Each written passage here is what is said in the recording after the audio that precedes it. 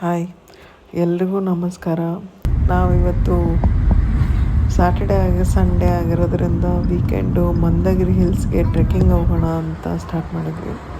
So ನಾವು ಮನೆ ಬಿಟ್ಟು ಸೀದಾ ತುಮಕೂರು ರೋಡ್ಗೆ ಹೋಗಿ ಅಲ್ಲಿ ಕೆಫೆ ಕಾಫಿ ಡೇಗೆ ಹೋಗಿ ಅಲ್ಲಿ ಒಂದು ಕಾಫಿ ಕುಡಿದು ಆರಾಮಾಗಿತ್ತು. ಕಾಫಿ ಕುಡಿದು we started going to Mandagiri.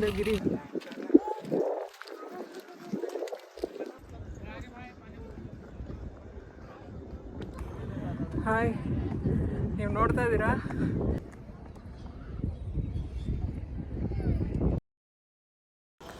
Mandagiri hills ತುಂಬ ಚೆನ್ನಾಗಿತ್ತು. 550 ಮೆಟ್ಲಿತ್ತು.